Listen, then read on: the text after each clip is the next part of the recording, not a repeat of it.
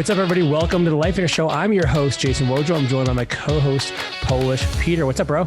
Hey, man. I'm excited about this particular episode. I have a disclaimer that I want to make. I'm going to be using a word in this episode that it's not what it sounds like, okay? So, all right. So the word he's really not swearing. Okay. The accent may make it sound like that, but it's not. And he's going to use the word shift. And in particular, we're going to talk about shifting your mindset, or as Peter likes to say, undergoing or having a mind shift. And so what we're going to talk about is this area. And I know that this term's thrown around a lot, mindset. It's the psychology. Tony Robbins says it's 80% psychology, 20% mechanics. And what we're going to talk about in this episode is, like, first of all, what does that even really mean? And second of all, if you find yourself with a mindset or perspective or belief system that is flawed, that's not getting you the results you want, what can you actually do to change it? Because it's one thing, Peter, to say like, hey, you got to change your mindset around that, right? But people are like, okay, well, what does that mean? How do I do it? Like, how do I actually implement this versus some some really ambiguous kind of thing that's like saying, yeah, you got to get in shape. No kidding. What am I going to do? How do I do it? So let's talk about that, man. All right. So one of the first things I want to mention is this whole idea about the mindset. Because I truly believe that language, what we say, how we say it, creates our reality, creates our world, right? So if you start looking at that one word, for instance, mindset, there's actually two words in that word, mind and set. So your mind is set. It's set up, it's there, and that's how it's going to be, and all that kind of stuff, right? So that your beliefs are in there, your views, your perspectives, how you see the world, the filters that you look through the world, and all that stuff. Its mind is set. But what I want you to consider is that there is such a thing as mind shift. You constantly are shifting your mindset, you're constantly shifting your mind to get a new perspective, new things, because we're always learning, right? If you think about it, what you've learned probably when you were 8 years old, you might have learned that, I'm trying to think of word, that the beliefs that we believed when we were 8, 9 years old, then now it changed because we learned something new, right? For instance, I don't know if you have something right now. Yeah. That you well, no, what I'm hearing is like, so you believe that the term mindset in itself is kind of a little bit misleading and maybe negative in a way, because you're insinuating that, hey, it's set, it's the way it is, it's set in stone, it's set in concrete, it's not going to change. And so maybe even that word itself is disempowering. And as you're talking, I'm almost thinking like, hey, maybe this should be mind state, or some other word that insinuates Well, don't try to change my word here now. Now you're trying to... It's mind shift, okay? No states, no nothing. It's shift. Well, right? but I think it's important because, and this is a total rabbit trail, but like we have short-term shifts in our beliefs, but we have long-term ones as well. Like, so I think there's a lot of potential here for both, addressing both of those. Right. But so here's the thing, what just popped into my head as you were sharing. For those of you who are kids listening right now, okay, tell them to close their ears. If you have anybody under, teenager, don't listen to this right now. What I'm getting at is this. Remember when you were a kid, there was such a thing, an Easter bunny, right? And you had to believe that there is an Easter bunny or tooth fairy or whatever it might be that comes at night and leaves some change under your pillow for the tooth that you lost. And when you were a kid, you actually believed that. And then something happened, all of a sudden that belief completely changed. That's ridiculous. That's not there. What are you talking about? There is no tooth fairy. How can there be a tooth fairy, right? Because you found out maybe that your parents are putting money under your pillow. And all of a sudden that belief changed just like that, very quickly, right? So that's why I keep talking about there is the mind shift, because when you learn something new about yourself, about that belief, that has an impact on you, you are able to literally shift your complete belief right in the moment. And sometimes it takes longer for people, sometimes very quickly. You know what I mean? Well, to that point, though, it sounds like you also have a situation where this could be a positive or negative. Like, you go from having zero confidence to a ton of confidence because you experience something that gives you like a success or win. And then conversely, you could have a situation where you fail and now all of a sudden you start to question yourself, and that can shake your confidence as well. So it sounds like what I'm hearing you say is there's some sort of external stimulus oftentimes that influences those internal beliefs. Right. But the thing is that in internal beliefs, our internal, the way we view it, that filter, that way we interpret stuff, is actually what makes a difference. There can be a lot of external stimuli that comes across, but you, whether we realize it or not, are the one who decides, chooses whether that's not true. Because if you think about it, as we go through life, all the time, we're constantly subconsciously going, is this right or wrong? Is this good or bad? Is this, we're constantly evaluating that way. And that's how we a lot of times tend to create those beliefs. And over time, as let's say something does happen that it's not good. Like for instance, I was divorced, right? You were divorced and I was divorced in 2011. At that particular time, when I was going through a whole divorce, my confidence was shattered. Because now all of a sudden I just realized that maybe I'm not as great of a guy as I thought I was going to be, and a husband and all that kind of stuff, right? And everything in my life externally started getting eliminated. Now I could literally live with that belief for the rest of my life. And any kind of relationships that would come into my life would probably not work very well. But at some point, I started looking for some evidence that says otherwise. Did you start looking for it, or did it start showing up? Because, I think can't they both happen?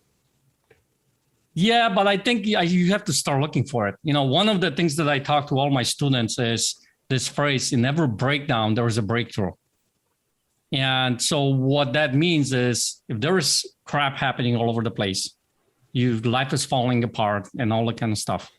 If you start looking for this silver lining, if you start looking for something good, there's something got to be good, even if it's minuscule, a little tiny thing. If you start looking for it, you're going to find it in those bad situations. When you look at all those different people who are very successful in life, even like, who's the guy that, the author, the guy who got burned from top to bottom when he was a kid. He wrote the book, and he's like, that experience literally showed him that he can do anything in life, right? Or there is so bunch of people who, let's say, have medical, like the guy who's got no legs and arms, and he's a motivational speaker. What's his Nick. name? Right, Nick, right? Yeah. But the thing is, I think those are the kind of people to look for that sliver of something good in that particular situation that can extract. They can pull out. Extract. And then it starts to grow.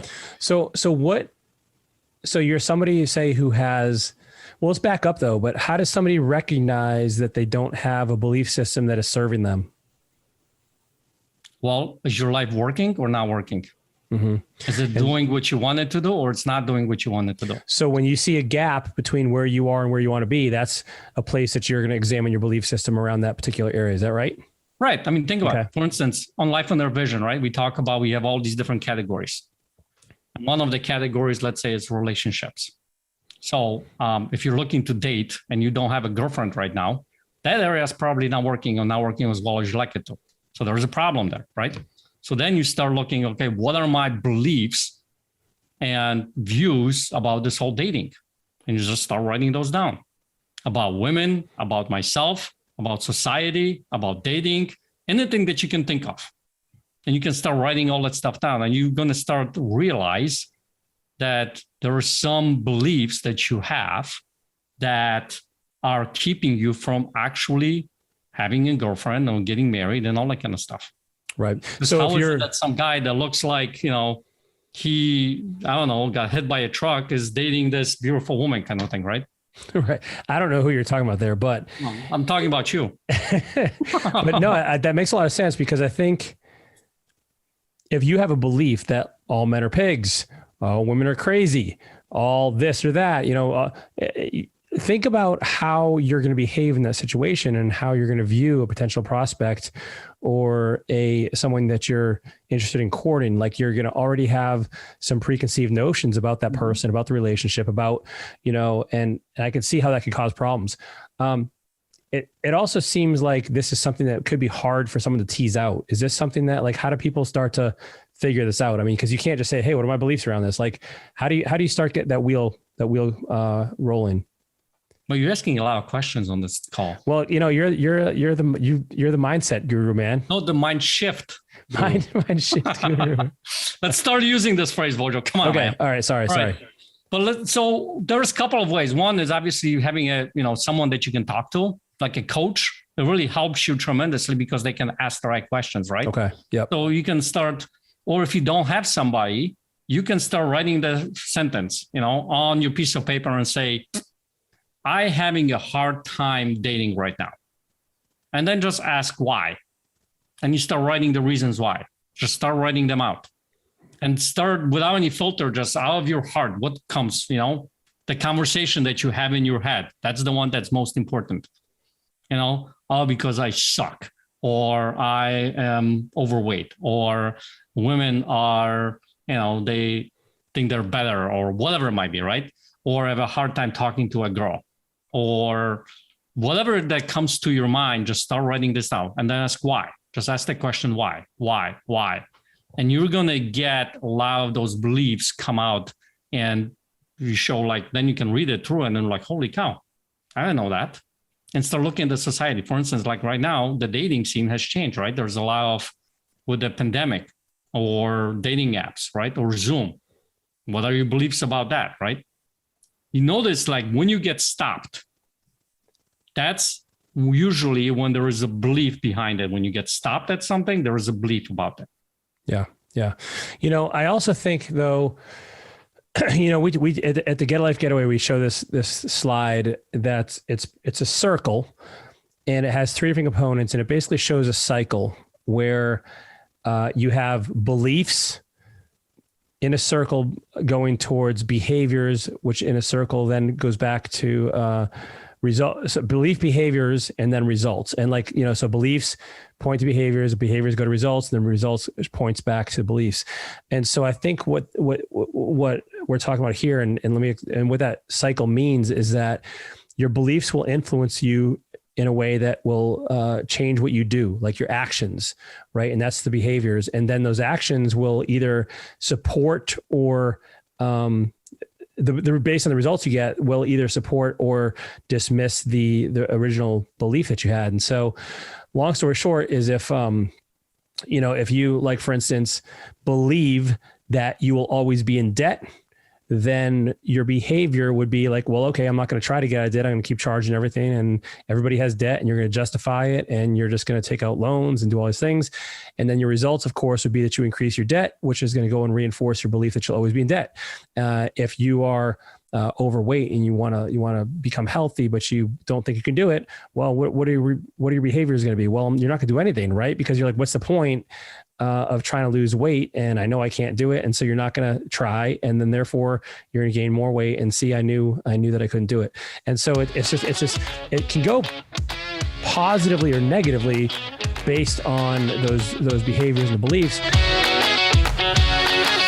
Hey, we'll be right back with our episode, but before we continue, I want to tell you about something really special that's coming up in August of this year. It's August 5th through 7th. Now, this is the first time we've ever done this live. It is going to be incredible. What I'm referring to is our Business Builder Workshop. This is something that has been requested so heavily, and it's by popular demand that people have come to us and said, hey, listen, I have my vision. I know how much time I have to work. I know how much I need to make. Help me with the business process. And Peter, up until this point, it's only been our students who have had access to this information. And now we are bringing it to the public. We are showing you and pulling back the curtain on how you can create a business that gives you full-time income with part-time effort. We're going to pull back we're going to pull out all of our secrets, all of the techniques, all the strategies we use to help people figure out what they should automate, how to delegate, how to hire, how to think about business. We're going to talk about how to make sure that your business is something that can run without you, how to create your business vision so that it serves you and that it complements your life versus competes with it. We're going to do everything that we know to share with you how you can have a Lifeonaire style business, and one that absolutely blows your mind in terms of you get to do this, how incredible it is that you enjoy what you do, but it's also very profitable, because at the end of the day, it has to be profitable too. The passion part is great, and I want you to be passionate about your business, but you have to be profitable. Because in order for you to live your vision, you need to have a business that's supporting that vision. That's right. That's what you're going to come out at the end of that workshop. You're going to come out with a plan that is going to be a profitable business that's supporting you and your vision and working for you, and not the other way around. That's right. I'm excited. Man, it's going to be awesome. We're going to break down every single part of your business. And guess what? If you don't even have a business, that's okay. If you're just starting off, this is a great time to learn the foundation here so you don't go down the wrong path. And guess what? If you have a business that you're not happy with, come and we will refine it. We'll tweak it. We'll get you pointed in the right direction. August 5th through 7th, Raleigh, North Carolina. Go to lifeonaire.com to learn more. Let's get back to the episode. I also think, though, while the beliefs influence behaviors significantly, I think a way to sometimes kickstart those beliefs, because what we're really talking about here is how do you change your beliefs if they're not serving you? I think there's a few ways. One way, and this I think of this as kind of like a little shortcut, is sometimes acting your way into something can change. Even if you don't believe it's possible, just doing it anyway can sometimes make a difference for you. So for instance, this is where I don't like the phrase "fake it until you make it," because I don't think you don't believe it. That's not true. You're out of integrity with yourself. And so for instance, but even if you don't think it's possible, borrow somebody else's faith and start doing something. And then sometimes you'll experience a victory or a success, and that might just be just that little crack in your belief system that now opens up the possibility for you to change your mind. So if you borrow and by the way, when I say borrow the faith of other people, that's kind of another way I think that changing your beliefs is most effectively done, is get around people that are doing the things you say you want to do that you don't think you can do. So you don't think you can lose weight? Go hang out with a bunch of fit people. You don't think you can get a hold of your finances? Go hang out with people that are doing well financially. You're struggling in your relationship? Get around people that have great relationships, because you're going to learn from them. You're going to see what they do and how they believe and what they believe about relationships. And so I think one of the quickest ways to really change your beliefs is by being around other people, and then quick jumpstarting it through some action. Tony Robbins talks a lot about state, and what he means by that predominantly is physical state. And so he'll say that if you can change the state of your body, you can change the way you think as well, because you start releasing neurochemicals and hormones and all kinds of neurotransmitters and things, and you can start to do things differently. And he'll use the example of when somebody's depressed, the head down, shallow breathing, shoulders slumped. But if you can get them to stand up, if you can get them to pull their shoulders back and to do some jumping jacks or to smile or to do something, you can change the way they're thinking in that moment. And I know it sounds kind of corny. You've heard of power poses, right? This is the TED Talk on power poses, but there's a lot of research actually to support this now, that changing your physical body, your physiology can have a big effect on your mental mind shift as well, right? Right. Sounds to me like you have this Wonder Woman pose, right? That you do. Do you have a Wonder Woman? I mean, if you've never watched the Lifeonaire show, I just sit here the entire time in a power pose, like a Wonder Woman. Yeah. Looking off into the sunset. There we go. But yeah, I mean, you kind of have a sunset in your room right there. Well, but, dude, seriously, I think. Yeah. This is one area. Yeah, this is one area I think, and especially people have shown things like depression are hugely affected by exercise and getting around. And I think that's just another manifestation of this principle of the intricate link between physiology and your psychology. And so if you're struggling with some belief systems, I think what Peter's talking about is totally right. You got to look at what you're doing. Like what do you believe about these things? And that's going to have a big effect. That I think of that as kind of like a high level belief. And then you have this short, like intermediate term stuff that you can change through, just through gradual successes. Like I never would have believed I could do a whole lot of things I've done, but so if I'm trying to bench 400 pounds and I can't just tell myself, oh, I'm going to bench 400 pounds. I have to work up to that. Right. And it starts with 100 pounds and then 110 pounds. But those small victories and successes add up to start you thinking like, wow, I can do this. But not only that, like what else can I do? Peter, you've eaten fire. Like, so I guess spoiler alert. Fired? Spoiler alert. Yeah, you're getting fired. No, you've eaten fire. At our Get a Life Getaway, we do a little exercise, and it's an exercise to help people overcome fear. And over again, what we hear from people is that, hey, if I can do this, if I can eat fire, what else can I do that I didn't think I could do before? And we see, Peter, transformations like over the next 3-6 months, a year that are astronomical. Right. People that said they couldn't lose weight, losing 70, 80, 100 pounds. People that are, start making the jump from an employee to entrepreneur and taking that risk and jumping, making the jump. And so I think this is really important is the process of taking action too, right? Because you can think yourself into a tizzy, like if you're just stuck in your head. And I think that's a really important point, because a lot of times here's the point I'm trying to make with this whole beliefs. A lot of times we overthink and keep thinking until the cows come home and nothing's going to happen. So action is really important. But in order for you to get there, what happens first is that beliefs, you figure out what are the beliefs are, like you just talked about. Second thing is this whole state that you were talking about, right? What mental state, which is the beliefs and all that kind of stuff, the physiology. Physiologic. What? What was that word? Physiological. The one with your body and all that kind of stuff. Oh, this one's gonna get down in history. All right, go ahead. Yeah, but there's that state, like you were talking about, right? Like you stand up straight and all that kind of stuff, because there is a science behind it that chemical reactions in your body happen that make a difference how you position yourself, right? And the language that you're using, what you're saying to yourself, how you talk in the world and all that kind of stuff. And the last ingredient is the environment too, is really important. The people that you surround yourself with, the environment that you're in, because guess what? If you're trying to stop drinking because you have a problem with alcohol, but you keep going to the bar, it's going to be very difficult for you to stop doing it, right? But the thing is too, is once your belief changes to a point where you went through the whole process and you're not an alcoholic and you don't have a conversation, I'm a recovering alcoholic. You just say, well, I just don't drink.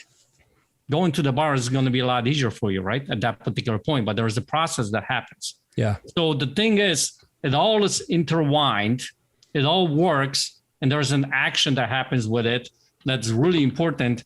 And when you were talking about, let's say, weightlifting, you get around in the people that are doing the same thing. It's a lot easier to go to the gym, let's say, when you have a buddy or somebody's waiting for you. But to your point, man, I'm trying to go and lift with people that are stronger than me, right? Right. Because they're going to help me get there. And this is where we've talked about this a lot. But having that influence will accelerate your progress 100% in every area of your life. Now, I say accelerate in this terms, but and you probably think I'm meaning it positively, but it can also work negatively. And so you really become kind of who you hang out with the most in a lot of circumstances. And so, if you hang out with the wrong people, you're going to have that same acceleration. It's just going to be in the wrong direction. Yeah, I think you feel like I need to update Wojo now. Right. I'm hanging around with you a lot, so I need to maybe upgrade.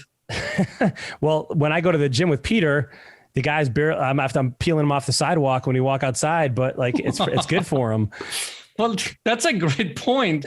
Yes, I am crawling out of the gym after we have a workout, right? But I will tell you this, I push myself a lot more when I'm then with him or with somebody else than what I am by myself, because same here, man. What happens to me in my mind, right?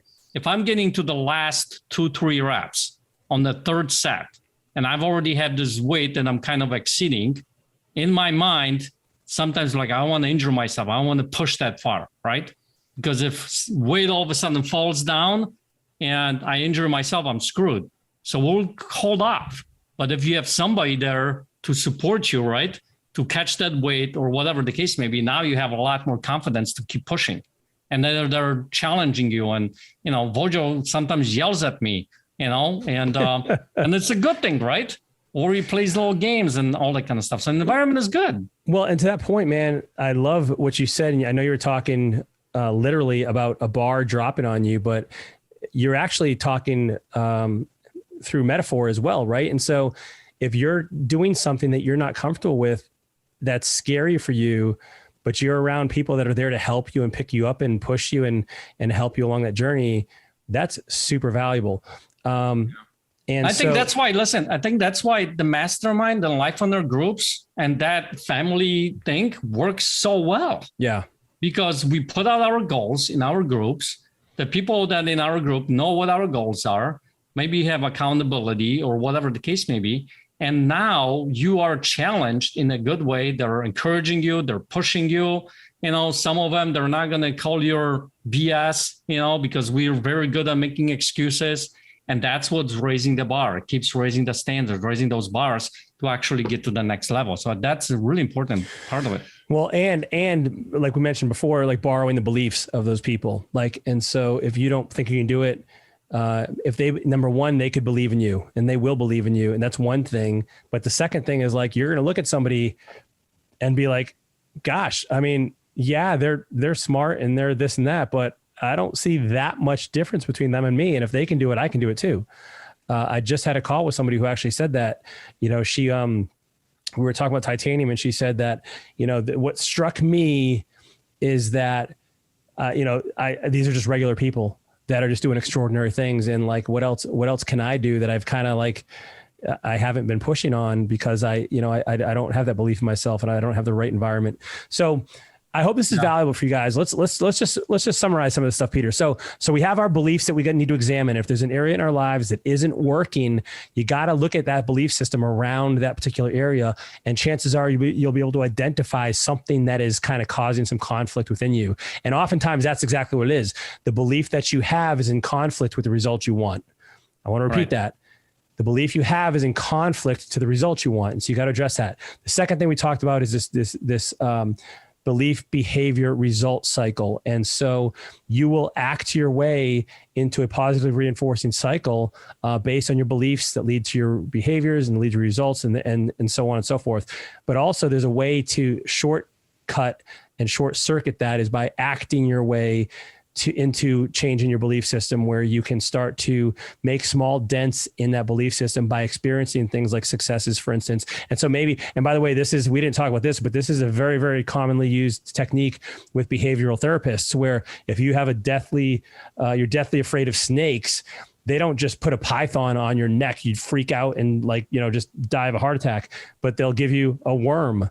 And then they'll give you maybe it's even a caterpillar. Then they give you a worm. Then they give you a garden snake. And then, they work their way up and basically they're desensitizing you to that. But all they're really doing, if you think about that, is exactly what we're talking about here. They're giving you small wins and small experiences that challenge that belief that you have regarding some instance, so that you experience and say, hey, wow, I can do this. This isn't that bad, until you become accustomed to it and your belief system changes. So we hope this episode's been helpful. We can't wait to hear what effect this has for you. I'd love to hear from you, in fact, and Peter and I would love to see what beliefs do you have? What kind of things do you believe about success, about relationships, about people, about anything that you've noticed have held you back? Put that in the Life Inner app. Go on and download that if you haven't done it already, and put it into the Life Inner Connect community. And if you do that, maybe you'll have an episode that's going to talk directly about that belief. That's and right. How to unpack that, how to reframe that, and actually make it work in your favor. Yeah, because this is really, really important stuff. So hope you enjoyed the episode. Leave us a review, leave us a rating. We'd love to hear from you. Tell your friends and your family about it. Get in the Life Inner app. And in the meantime, work on that mind shift. That's right. That's mind shift, people. Mind shift. And we will see you next week, everyone. Have a great one.